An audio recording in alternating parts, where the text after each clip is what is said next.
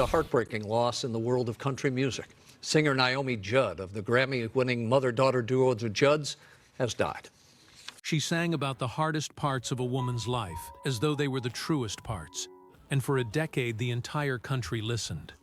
She stood on stages beside her daughter, their voices braided together into a sound so close and so seamless that millions of people forgot they were watching two people and believed, for the length of a song, that they were watching a single heart in two bodies. She was one half of the most successful country duo in history, a woman who had climbed out of nothing, out of a childhood shaped by absence and a young adulthood shaped by hunger, and arrived at the top of a mountain so high that she could look down at the entire American South and see, somewhere below, the small Kentucky town where she had started. And then, the day before the country music industry was to give her the last and greatest honor of her life, she disappeared. No final performance. No farewell. No goodbye to the daughter who had sung beside her since she was a teenager. On the afternoon of April 30th, 2022. This morning, new details in the death of country music legend Naomi Judd. The star died by citing multiple anonymous sources. Naomi Judd died alone in the house she loved, on the property she had built in the Tennessee hills, and the world would learn within hours that the woman who had spent her career turning pain into melody had been killed by a pain that no melody could reach. Think about that for a moment. The most honored female duo in country music history, about to be inducted into the Country Music Hall of Fame, and the mother who built that duo would not be alive to stand on that stage. Leave a comment below, because the gap between the honor the world was about to give her and the silence she chose to leave behind is at the heart of this story. And it is one of the most difficult stories American music has ever had to tell. But this story does not begin at a farmhouse in Leiper's Fork, Tennessee, on a spring afternoon in 2022. It begins decades earlier, in the hills of eastern Kentucky, where a girl named Diana Ellen Judd was born into a family that would teach her, before she was old enough to understand it, that love and abandonment often arrive wearing the same face. Naomi Judd was not born into the kind of stability that produces confidence. She was born on January 11th, 1946, in Ashland, a small industrial town on the Ohio River in northeastern Kentucky, the kind of place where the steel mills and the chemical plants decided whether a family ate that week, and where the river carried the smoke of the factories out toward the rest of the country and left the people who lived beside it to breathe what remained. Her father, Charles, ran a gas station. Her mother, Polly, had been raised in circumstances so harsh that the details would later surface only in fragments, in the way a woman who has survived a difficult childhood speaks about it, never all at once, never in full, only in pieces that suggest a much larger and much heavier whole. There was love in that household, but there was also instability, and there was the particular kind of hunger that has nothing to do with food, the hunger of a child who senses that the adults around her are not entirely well and who begins, far too early, to learn how to hold herself together for everyone else. Here is a question worth sitting with. Have you ever grown up in a house where you felt, before you could name it, that you were the one who had to be okay so that everyone else could be okay too? Drop it in the comments, because that early training, that early burden, is the thread that runs through the entire life of Naomi Judd, and it is the thread that, decades later, would finally snap. By the time she was a teenager, she had already begun a pattern that would define the first half of her life. The pattern of leaving, of moving, of rebuilding from the foundation up because the previous structure had failed to hold. Ashland really feels proud. She moved. She married young. She had her first daughter, Christina Claire, who would one day be known to the world as Wynonna when she was barely 18 years old, and her second daughter, Ashley, 4 years later. And then the marriage broke, and the father left. And Naomi Judd found herself a single mother in Kentucky with 2 small girls and no money and no plan and no one to catch her if she fell. It is hard to overstate what that moment means in the life of a woman in the early 1970s in rural America. There was no safety net worth speaking of. There was no career waiting. There was only the knowledge that two human beings depended on her completely, and that the only way forward was to become the kind of person who could carry a load that had not been designed for one pair of shoulders. So she did what women in her position have always done. She worked. She worked as a model for a time. So she taught me how to make something from nothing. She worked as a receptionist. And eventually, she enrolled in nursing school at the College of Nursing of the University of Kentucky, and she became a registered nurse, a woman who spent her days in the rooms of the sick and the dying, and learned, at close range, the discipline of caring for strangers while carrying her own exhaustion quietly in the next room. Have you ever had to care for other people while you were quietly falling apart yourself? Because that is the room Naomi Judd lived in for years, and almost no one around her knew the cost of it. She raised her daughters on a nurse's salary. She moved the family to a small house in Morill, Kentucky, then later to Hollywood, then back to Kentucky. The migrations of a woman searching for the place where the life she was building would finally stop feeling like it was about to collapse. And through all of it, there was music. Wynonna had inherited her mother's voice, or perhaps her mother had passed it to her, the way certain gifts move through a family like a current. And by the time Wynonna was a teenager, the two of them were singing together in their living room in a way that made the air in the room feel different, heavier, charged with something that does not show up in most families. In 1983, Naomi took a step that, from the outside, looked reckless and, from the inside, was an act of survival disguised as ambition. She and Wynonna auditioned for a live television program in Nashville, and the producer, a man who had spent a lifetime listening to voices, heard something in the blend of those two women, mother and daughter, that he could not let walk off his stage. They were signed. They became the Judds. What happened next is one of the most extraordinary launches in the history of country music. Within 2 years, the Judds had their first #1 record. Within 5 years, they had 14 #1 singles, 5 Grammy Awards, 9 Country Music Association Awards, and a place at the absolute center of American country music that no mother-daughter duo had ever occupied before, and that no mother-daughter duo has occupied since. They sang about mothers and daughters, about faith and struggle, about the dignity of ordinary women living ordinary lives in a country that did not always remember to honor them. And the women of America heard themselves in those songs in a way that they did not hear themselves in almost anything else on the radio. Naomi Judd had done it. She had pulled herself and her daughters out of nothing, and she had done it by sheer force of will, by the same stubbornness that had carried her through nursing school and through the years of raising 2 children alone. The world saw a triumph. The world saw a woman who had beaten every odd. But here is something the world could not see from its seat in the audience. The same will that had carried her had also been, quietly, all along, the thing that was wearing her down. Influence and success at that scale do not arrive without a cost. And the bill for Naomi Judd's was about to come due in a way that no one, least of all her, was prepared for. In 1991, at the height of the Judds' fame, Naomi Judd received a diagnosis that landed like a verdict. Hepatitis C, a disease of the liver, almost certainly contracted years earlier through a needle stick during her nursing career. The kind of invisible occupational wound that a nurse absorbs in the line of duty and carries for years without knowing it is there. The doctors told her, in the language that doctors use when they are trying to be honest without being cruel, that she had perhaps 3 years to live. She was 45 years old. She was the most famous woman in country music. She had a career that was generating more momentum, not less, with every passing month. And she was told she was going to die. The Judds retired. The final tour was announced, and the country music world mourned the end of a duo that had seemed, from the outside, to have at least another decade ahead of it.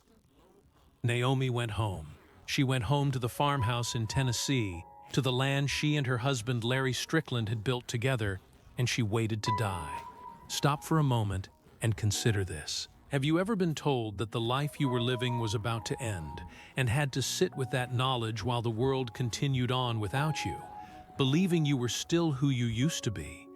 Because that is where Naomi Judd lived, in the long shadow of a death sentence, for years. And what she did in that shadow would surprise everyone who thought they knew her.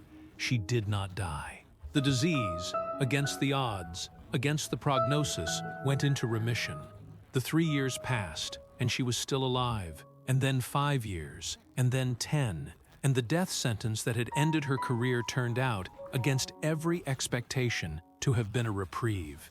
She returned to public life. She wrote books. She became a speaker, an actress, a television personality, a woman who had stared down her own mortality and come back with the particular authority that only comes from having believed, genuinely, that you would not be coming back at all.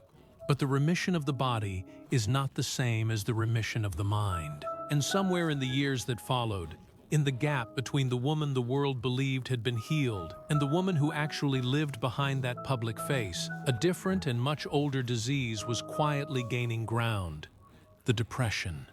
The depression had been there, by Naomi's own later account, since childhood. It had been there in the instability of the Kentucky household, in the early marriage that broke, in the years of raising 2 daughters alone on a nurse's wages, in the relentless performance of being okay for everyone else. It had been there, and it had been manageable, held at arm's length by the same will that had carried her out of poverty and onto the stages of Nashville. But will is not a treatment. Will is a delay.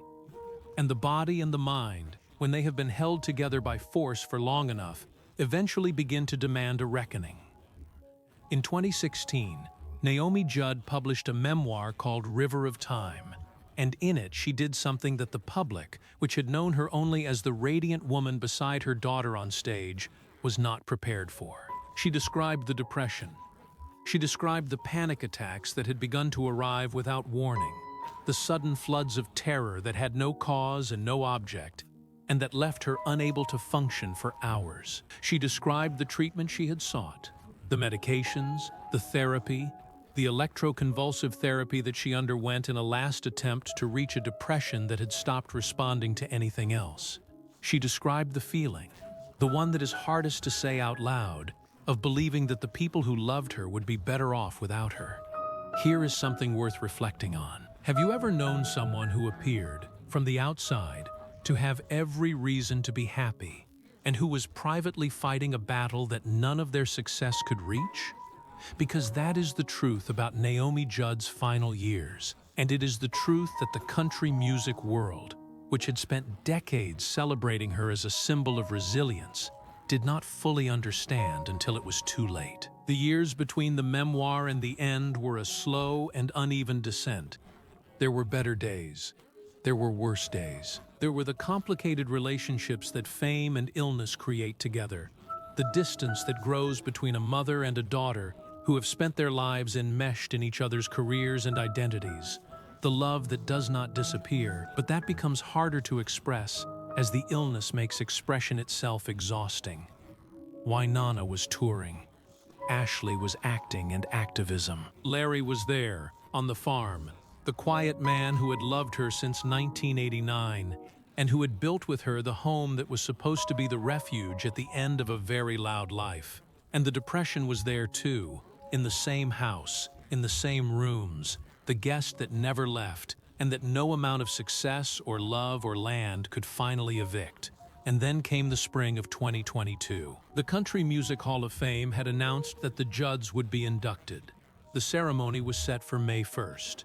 Mother and daughter were to stand together one more time in front of the industry that had made them and receive the honor that marks the end of one kind of journey and the beginning of another, the moment when a career stops being a career and becomes a legacy. It was, by every external measure, the happiest moment of Naomi Judd's public life. The day before the ceremony, on April 30th, 2022, Ashley Judd went to check on her mother at the farmhouse in Leiper's Fork. What she found there is something no child should ever have to find. And the fact that it was Ashley, the daughter who had spoken openly and bravely about her own struggles and her own griefs throughout her life, who found her, is a detail that sits in the chest like a stone. Naomi Judd had taken her own life, a self-inflicted gunshot wound. The woman who had spent her career giving voice to the pain of ordinary women had been silenced by a pain that her own voice, finally, could not reach. She was 76 years old. Think about what that means for a moment. The disease had been there for decades. The treatment had been sought. The love had been present. The honors were literally arriving the next morning. And none of it, in the hour that mattered, was enough to outweigh the weight that had been quietly accumulating inside her for a lifetime. If you have ever lost someone to a death that you believed with all your heart could have been prevented, tell us in the comments, because that is the room the Judd family was standing in on the last day of April 2022, and it is a room that does not close. The induction ceremony went ahead the next day. The family decided that it should. Wynonna and Ashley stood on the stage of the Country Music Hall of Fame hours after their mother's death had become public, and they accepted the honor that she had died, believing she would never live to receive. The photographs from that night are among the most difficult images in modern American music. Two women, grief-stricken, standing in front of an industry that had loved their mother, holding the trophy that was meant to crown a life that had ended the day before it could be crowned. Wynonna spoke. Ashley spoke. And somewhere in the silence between their words, the entire room understood that the story they had come to celebrate was no longer the story they were actually living inside. There is a particular cruelty in a death that arrives the day before the world was going to tell a person in front of everyone that her life had mattered. It leaves the people who loved her with a question that has no answer, whether she knew, in the last hour, how much she was loved, and whether that knowledge, if she had been able to feel it, would have been enough. What followed the funeral was its own kind of grief, layered and complicated. The grief that comes when a famous death occurs, and the family must grieve in public while also managing the machinery of an estate, a legacy, and a career that does not stop because the person at its center has stopped. Wynonna announced that she would continue the tour that had been planned for the Judds, now as a tribute to her mother, carrying the songs they had sung together onto stages she would now have to walk onto alone. Ashley, who had found her mother, became the voice of the family in the months that followed, speaking about mental illness with a candor that was both brave and unbearable, insisting that the world understand that her mother had died of a disease, the same way a person dies of cancer or heart failure, and that the shame that has historically surrounded such deaths be set down once and for all. And Larry Strickland, the husband who had been there for over 30 years, retreated into the quiet of the farm, the man at the edge of the stage who had loved a woman the world believed it knew, and who knew, better than anyone, how much of her the world had never seen. Here is the question this chapter asks all of us. What do you do when someone you love is fighting a battle that has no visible wound, no measurable prognosis, no treatment that reliably works, and no end except the one they choose or the one that finally takes them? Think about that and tell us in the comments, because it is a question that almost every family in this country will face in some form. And it is the question that the Judd family has been living with every single day since that afternoon in Leiper's Fork. Here is what Naomi Judd's life and death reveal, beneath the music and the awards and the legacy. It reveals that resilience, the quality the world celebrated her for, is not a cure. It is a way of carrying. And there is a limit to how long a person can carry a weight that no one else can see before the body that is doing the carrying, or the mind, finally asks to set it down. She carried the instability of her childhood. She carried the years of single motherhood. She carried the hepatitis and the death sentence that turned into a reprieve. She carried the depression that had been with her since before she had a name for it. She carried the complicated love between a mother and a daughter who were also, for decades, business partners. She carried it all, and she carried it well, and the world applauded the carrying and called it strength. And the world was not wrong. It was strength. But strength, when it is asked to do the work of medicine, eventually reaches its limit. It reveals something about her daughters, about Wynonna, who chose to walk back onto the stage and finish the tour alone, and about Ashley, who chose to speak the unspeakable truth about how her mother died in the hope that other families might be spared the room her family now lives in. There is a kind of courage that has nothing to do with performance and everything to do with staying, with showing up the day after the worst day of your life, and with refusing to let the manner of a death erase the meaning of a life. It reveals something about Larry Strickland, about the man who loved her quietly for 3 decades on a farm in Tennessee, who built with her the home that was supposed to be the refuge, and who now lives in that refuge alone with the knowledge that the woman he loved was taken by an illness that love alone could not treat. The love was real. The love was present. And it was not, in the end, a match for the disease. That is not a failure of love. It is a fact about the disease, and it is a fact that this country is only beginning, slowly and painfully, to allow itself to say out loud. And perhaps most of all, it reveals something about the woman herself. Naomi Judd spent her life insisting, through her songs and her story, that the hardest parts of a woman's life were not the parts to be hidden, but the parts to be sung about, that the dignity of an ordinary woman carrying an extraordinary load was a thing worthy of a stage and an audience and a place in the history of American music. She was right about that.